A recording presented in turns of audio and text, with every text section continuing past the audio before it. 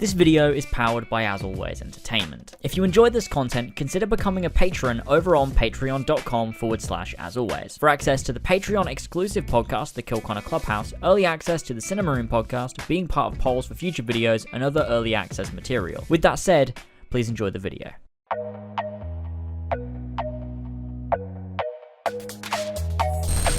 I just watched the credits roll on Days Gone, and let me tell you, I didn't think this would be a day that would ever come. I've been playing it since launch, and as of writing this, it's been exactly 3 weeks. I didn't even spend 3 weeks on Red Dead Redemption 2, a game that a lot of people criticize specifically for its length. This could simply be due to my schedule being incredibly full over the past few weeks, and so maybe I haven't been able to spend as much time as I'd have liked playing Days Gone, but the more people I've spoken to, the more I've realized this game is just very, very long, and it doesn't do much to justify its length. This sounds incredibly negative, but once we get into how the game is structured, you might find Days Gone being this long isn't all bad. It's not necessarily good for it either, but I think there's more than one way of looking at it, and I'm going to try and tackle both of those. I'm left feeling somewhat conflicted. This game isn't one that I disliked. It's also, however, not something I want to sing praises for either. I don't think it falls into the realm of pure mediocrity, but it also isn't up there with God of War, Horizon, Spider-Man, etc. If I'm going to be purely honest, I like this game. I like it quite a lot. In spite of its obvious glaring flaws, I like it very much, and I think it does a lot for me personally as opposed to doing objectively good things, if that makes sense. So, I wanted to try and argue my case, give my thoughts on why I feel Days Gone is a great first lit candle in what could be a successful series moving forward for Ben's studio.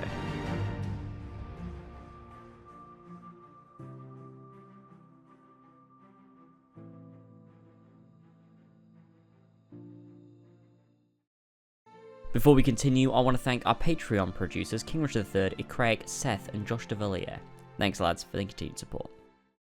I know a lot of you have probably seen the reviews from places like IGN, GameSpot, etc., stating that this game's average. It's around a 6 out of 10. It didn't receive high scores, and I think there's 2 major reasons for this. Reason number 1 being something Colin Moriarty talked about when he joined us on the Kill Connor Club podcast, episode 99, which I'll link below. He may also have mentioned this in his review, but I can't be sure as I haven't seen it. I don't like to watch other reviews before doing my own, otherwise I feel too influenced. Anyways, Colin said, and I'm paraphrasing here, that he received his review copy very early on, weeks before launch. However, by this stage, they hadn't patched anything. The game was a mess. You fell through the map, there were pop-ins, the game wasn't running well at all, frames were dropping, it was like day 1 Skyrim or day 1 Assassin's Creed Unity. It was an absolute mess. And most of these big companies like IGN, when they get these review copies, they like to smash through the game to write their review and move on to the next thing. It's efficient for these big companies. However, in doing so, these big companies played and reviewed an entire product that no longer exists. If you pick up Days Gone today, you won't find a lot of these issues that these reviews have stated because Ben patched everything ready for release. But Sony didn't give them the time to do that prior to review codes being sent out, so unfortunately the reviews reflected this. Had Ben been given the time to patch the game before sending out the review codes, we could have seen a very different set of reviews, but maybe not hugely different.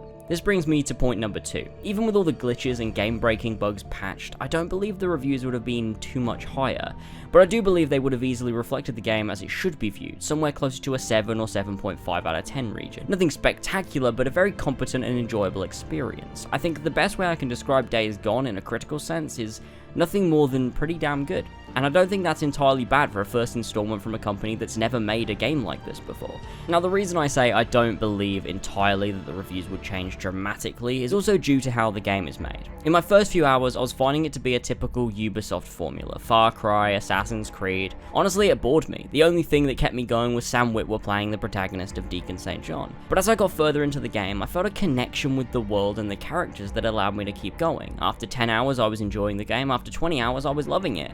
It got a bit dull after 30 hours, but then it picked up again towards the end, and I was so into it again. And by the time I'd finished it, by the time I'd done all the main quests, explored all the regions of this world, and completed numerous side quests, and the credits had rolled, I honestly felt a sense of satisfaction and a longing for more, but not necessarily more of the same. I wanted more of these characters because I feel at the heart of Days Gone, what they nailed was character. I love the host of characters you have. Deacon, Boozer, Ricky, Copeland, Tucker, Iron Mike, Skizzo, Addy, Curry, O'Brien, and so many other characters that you meet along the way. You don't love them all, some you hate, but they're all very well written and incredibly well performed. And I don't think it was until the very end, until I dropped back into the world after the credits, that it dawned on me.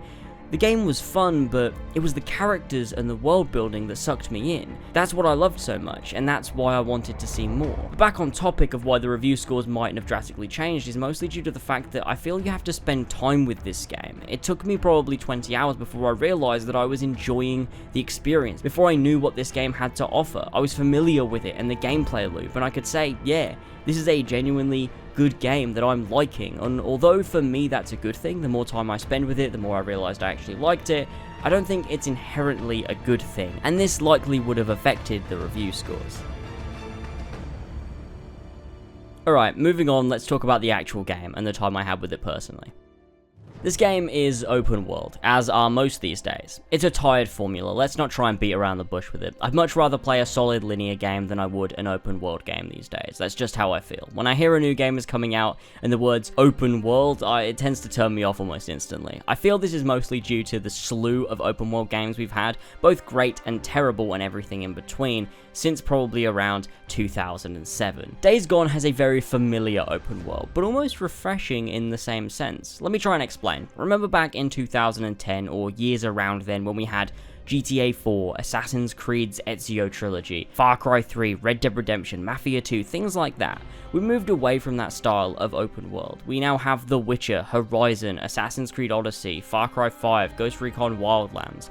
Things are becoming more and more RPG oriented, and that style of action-adventure open-world game that we had so many of back in the day are all but gone. Days Gone is one of those games. Besides the graphics and performances, it could easily have been released 9 years ago. It fits right in. On the surface, that seems incredibly negative. This game, released in 2019, feels 9 years old? Well, sure it does, but kind of in a good way. This game feels like a return or a revisit to open world games of days gone by.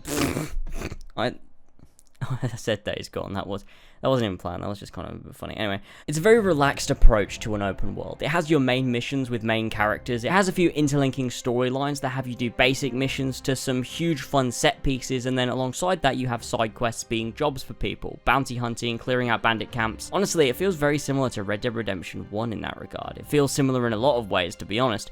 I reckon they took some major cues from that game.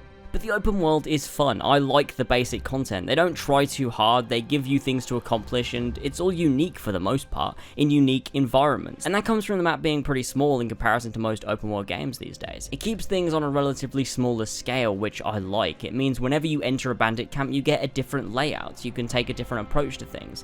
Sometimes there's a lot of freakers nearby. Sometimes you have to crawl under barbed wire and you get a little cutscene of a hanging dude that comes to life, and I saw that coming from a mile out. Sometimes you have to take out snipers. Each camp feels handcrafted, and I like that. The same goes for hordes and their environmental setup. After playing something recently like Assassin's Creed Odyssey, where side content is copy and pasted to the point where you can literally do the same fortress 10 times, it's nice to have basic side content that at least feels individually handcrafted and structured. That being said, it is very basic. It's nothing too challenging and it doesn't offer huge side stories. It's just basic missions to fill the world with things. Now, I'm the first person to say I genuinely hate nothing open world, with bandit camps and bounty missions and all that, but I genuinely enjoyed this. I didn't feel overwhelmed, and it just felt like it padded out the world nicely, which is strange because I usually don't like these kinds of missions. I'm the first person to call them out. What's most interesting about the open world is the way it's essentially another character. You can see how this world used to be somewhere people lived, where there was wildlife, and you can see how it's been twisted and how people have adapted. As you uncover more of the map and move to new areas, you discover different people with different ways of living. These communities, armies, cults, and scavengers, and they all feel well written into this world. I think that's what gives the side content its meaning. Although it's basic, it also has this purpose to it because of the context of the world they've built up. Also, your interactions with these different communities, although small, are also nice additions. Deacon is able to gain trust with camps by completing minor objectives or trading in bounties, and this is the game's way of unlocking more items for you to purchase for your bike or weaponry, but this trust level will also change the way people talk to you in the camp and the way they recognize you, which is nice, and it adds to characterizing these camps. I commend them for being able to build such a convincing world that feels real, not in the same way that Red Dead Redemption 2 feels real, not in a simulated way, but in a way that feels real in terms of character and narrative. You feel somewhat lost in this wasteland, and you want to know what happened to more people. How did they adapt? It's all very realistically and interestingly done, and I think that's a major victory that the open world accomplishes.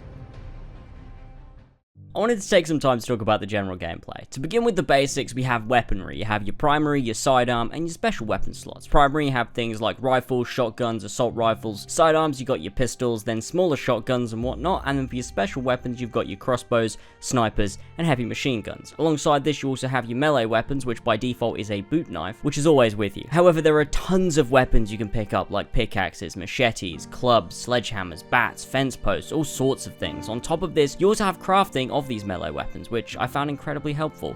You also have explosives like grenades, molotovs, etc., as well as distractions like rocks or flashbangs, and you also have traps. You also have medkits and buffs in your weapon wheel as well. On top of this, you have your bike, which you'll need to repair and refuel over time, as well as upgraded a mechanic that you can find at camps. Gunplay feels satisfying. It's nothing special, but it works and it feels nice. Each weapon has its own feel, and mowing down a horde feels incredible. The melee weapons all feel weighty, and smacking someone over the head or cutting their throat feels satisfying without sounding too psychopathic. The bike also is very nice to drive. The more you upgrade it, the faster you can go, and the more of a beating it can take, and drifting around corners and riding over hills feels great. This game probably has some of the best bike physics I've ever played with. All of these elements provide a ton of micromanagement, which personally I enjoy. Every time I'm out and about, I'll loot cars or go into buildings to see what they offer so I can repair my bike or my melee weapon or craft things that I might need, and then once I'm back at my camp, I'll make sure to buy any new upgrades, fill my ammo, craft things, etc. So you're always ready to take on the world, and I don't know, there was something about it that felt very satisfying, because as well as exploring the world and completing quests and doing main story things,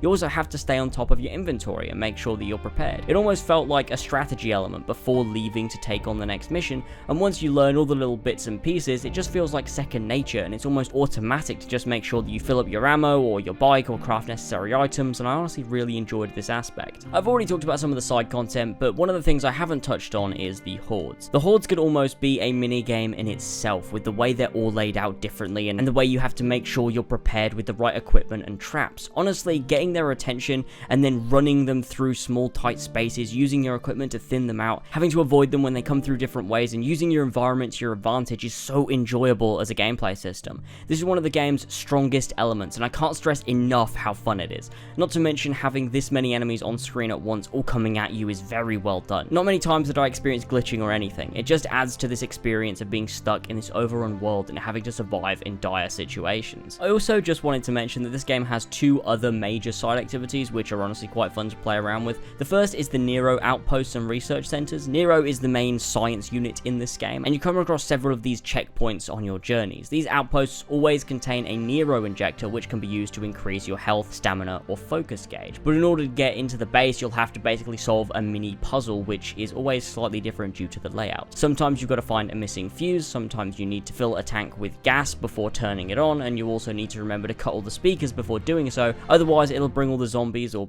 freakers in the area down on you. And it's just, again, managing these little things to make the experience easier or harder depending on what you choose. The other side activity are the nests. The freakers build these nests all around the world where they hibernate. You as the player can find them and burn them out for XP and camp rewards. They're fun little activities because of the characterization of the camp. You genuinely feel like you're helping the area and reducing the freaker population, which is nice. There's plenty of other random encounters which can give you camp trust points and money and whatnot, which also helps flesh out the world exploration a little bit. Okay, so here's the real highlights of the game for me. I talked earlier about what really kept me going was the characters and their connection to the narrative which was being told, and this really reeled me in and interested me. The story has several narrative threads. First one being Deacon and Boozer trying to survive out in the wild. This is the most base level narrative. Deacon is the protagonist and Boozer is his best friend. They've been surviving out here for 2 years at this point when you pick up the game. They have relationships and history with certain camps and characters, and that plays into a layer further on, but this is layer 1. As well as this, you also have Deacon's inner conflict of feeling guilty for losing his wife 2 years ago and never being able to find her body. He has himself convinced she's dead, but since he can never confirm that, it's always in the back of his mind that she could still be out there somewhere, and he just can't let it go. Layer 3 is the conflict that comes from Deacon and Boozer's history, not just since things have gone to shit, but also before the apocalypse itself, and this then adds depth to the relationships that they have during the story. You then also have sub-layers of the mystery of how this infection originated, what happened to the neuroscientists, and why their helicopter suddenly showing up now. At the very center of all of these narrative threads, which continuously interlink in different ways, is Deacon St. John, a character that is incredibly compelling, not just because of the writing which is handled in a very realistic and relatable way, but also in the performance from Sam Witwer. His performance as Deacon is absolutely stellar. He manages to deliver small nuances to how real people would speak and how they'd act depending on their current emotions. Small things that you'd understand if you played the game. Things that just help to make Deacon such a convincing character. And it's not just Witwer. Honestly, the entire cast has some of the best acting work in video games, and I don't think that's an exaggeration. This game by no means has the greatest story I've ever played, but the characters are honestly some of my favorites. I love them all, and I desperately want to see them again, and part of that is purely down to the incredible performances given. I've seen some people commenting that the dialogue is cringy at times, and honestly, because of this, I was looking out for cringy dialogue, because you all know I'm the first person to point out stupid dialogue, but I really couldn't find it. Maybe once or twice there were eye-roll moments with some of the lines, but on the whole, it felt very well written. You won't be experiencing Life is Strange or Watch Dogs 2 dialogue with this game, to say the very least. I don't want to talk too much more about the story because I feel it's the driving force of this game and something that you should really experience yourself. Now let's talk about the structure and pacing, because this is where the game is a little bit faulty. I mentioned at the start that this game is far too long and doesn't do a lot to justify its length, and I want to explain exactly how this plays out. So the game is split into 3 acts essentially. Each act has its own arc, but Deacon's central arc carries across all 3 of them from beginning to end of the game, and each act does little things to push Deacon forward and develop his character. Each act has major moments and missions which lead to those major moments. Now this game honestly feels as if they've made all the build-up and development missions, character missions, and major events into 3 acts, and then got to the end and was like, okay, this is 25 hours long, decently good story length for an open world game if we're talking just story itself.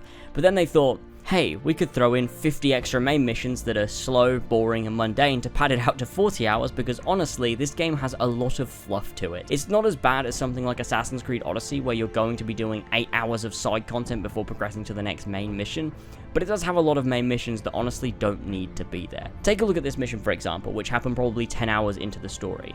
Why am I learning how to hunt 10 hours into the story? I already fucking know how to hunt. I've killed at least 30 deer at this point. Why is this a mission that I needed to play? And every so often, it just suddenly says, there's 3 fetch quests for no reason. Here's 3 missions where you have to eavesdrop on someone, and here's some compulsory bounty hunter missions, and it honestly gets kinda tiresome. These missions aren't all one after the other, mind you. They're split up by other minor missions where you might have to track someone, or save someone from a cave or something or other, and when you finally get to the next major mission, it feels like it's been 5 weeks. I just feel they could have easily trimmed a lot of the fat off of this game and you would have had a better, solid experience with a decent length that would have been a lot shorter for the better. Don't get me wrong, I love long games. I love Skyrim, The Witcher 3, Red Dead Redemption 2, but those games justify their length. When your length is merely down to padding out your story with what to me was meaningless content, it's an issue, and the length really wasn't needed, and I think it's one of the major things that sullied my experience and really got to bothering me towards the end, as Act 3 is very long-winded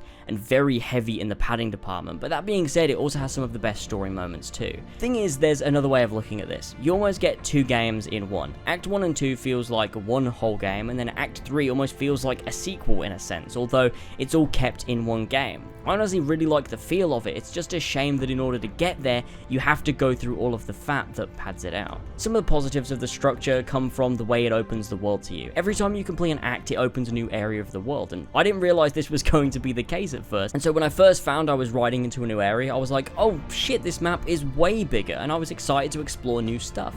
And it honestly was really nice every time that they did it. It's also very, very clear they took inspiration directly from Red Dead Redemption, as every time you enter a new area, you get a nice long ride, sometimes with meaningful dialogue, whilst a nice piece of guitar music plays. And although it's very obviously just taken right from Red Dead, it was still nice and impactful nonetheless, so I can't really dock points for it, even though it is straight copying, because it was still fucking great.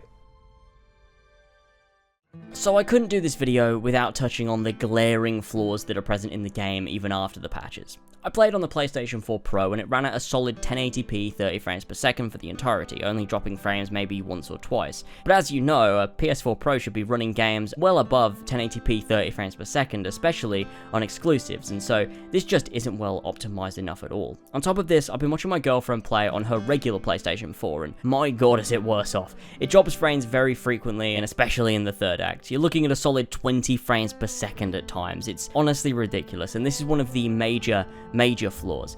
It just does not run properly at all no matter how you look at it, which is a shame. You'll still have a good experience as the patches seem to stabilize it more and more each time, and if you have a PlayStation Pro, you'll be all good, but I couldn't not touch on this as it is a huge problem. Another problem that might have just been me, but I'm not so sure, is when playing I'd randomly accidentally open the inventory or the skills tree or the map because it's tethered to swiping up, down, left or right on the touchpad, and any slight touch will cause the menu to open. So if my thumb was slightly too high on the analog stick when pushing forward to walk, I'd touch the touchpad and open the menu. This is a minor issue, but it happened far too often. Like seriously, I'm not even joking, at least 100 times, which isn't a huge problem when you spread it across 30 to 40 hours, but it's 100 times more frequently than it should have been. Ideally, to fix this, just have the main menu open with a press of the touchpad, and then you swipe from there to get to the different sections, because it was actually incredibly irritating.